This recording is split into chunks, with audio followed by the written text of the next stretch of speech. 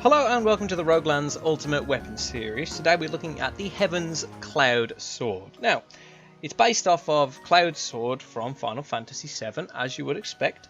And I suppose all of its subsidiary franchise nonsense things again, all the films and all the spin-off games. This one looks like this. It's a pretty accurate representation of Cloud Sword from the game there in this game now.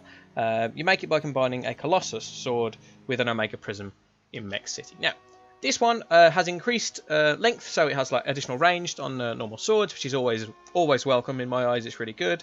Then it also has some interesting facts, like it makes you jump higher, which is bizarre. And it also has another little effect where if you jump and attack in the air, you skyrocket to the ground. Boop, like that. So you can see it's like I dashed downwards. The animation, I don't know if you can just catch it. It dashes you all the way down, but it doesn't if you're falling. It's really bizarre. It's a very interesting weapon. I've used it a little bit, not a lot to tell you the truth. But it's a sword without any additional damage. Except to just give you an additional crit damage. So I mean, crit builds might like it, but otherwise it just scales 1-to-1 with your strength. So its weapon. Again, the thing about this weapon and these types of weapons with the additional range on a level like this is that, oh, excuse me. It's that you can hit the stalks for the iPods when you're on the ground. Which means you don't have to jump, which is really nice actually. I quite like that a lot. Ringabot, you got anything for me? I didn't talk to Ringabot. Try again. Anything good? Nope. You're such a letdown, Ringabot. Alright, so I'll show you next time I see one of the stalks off the ground here. But yeah, because it doesn't have any additional damage, I'm not a massive fan. It does have like the additional effects and the additional crit damage is nice. But you've got to commit an entire build to a sword that works like no other sword in the game. Which means you've kind of got to, at least for me, if I get used to a certain type of weapon, like I don't like many staves because the way they function is so different to the caster sword in many ways, and the caster sword for me is the definitive staff. So to go from point A to point B, it's not great. But at the same time, if you're into it and you think you can get used to this. Oh my god, I can't do it because it's too shallow. There you go. If you can get used to this like dropping animation, you might like it. I can see there'd be some use for it, like dodging meteors and stuff on planets like this, but I'm not a massive fan. Anyway, I'll show you here. This is an iPod on a stalk. It'll summon a Rogorak as well, I think. But you can see it hits it without leaving the ground, which is a nice little feature. Just saves you jumping and hitting things all the time as you will be the lance. Okay. So there we go, I killed him reasonably easily. I'd like to get another crit and see what the damage was. If I can't, I'll see if I can slow down the footage of me critting a Rogorak and see if that works, but if it doesn't then... Oh, I don't... No. Give me a crit. I want a crit. I don't think I'm going to be able to get one. The additional jump height is nice, I'll give you that. But again... And here's the point of controversy. As I said, you don't have to jump around like a moron if you want to hit iPods that are on a stalk.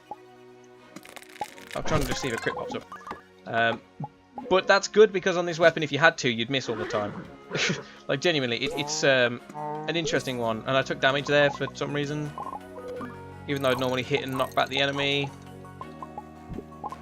I don't know how it deals against Tyrannog, actually. Come on, buddy. Oh, I did not mean to press that one. I meant to press this one. You just dodged my grenade.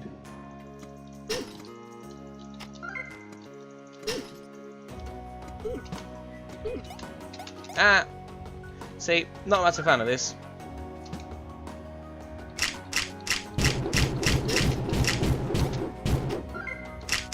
Can you just die now? There we go.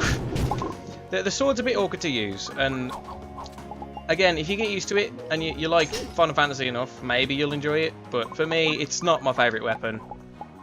You can probably tell. The tone of my voice usually changes when I'm doing a video on a weapon I'm not a huge fan of. But as I said, I haven't got a lot of experience, so I haven't exactly got used to how it works. But it was confusing. I think that was a 386 on a crit, which would be like a quarter higher than what it should be, I think, something like that. Anyway, It's decent. Any sword that's long is usually better because obviously you can hit things from further away, and that's beneficial. It really is. It seems like it might not be that useful, but it's good for just slowing you down, keeping you easy, and having a nice relaxing game.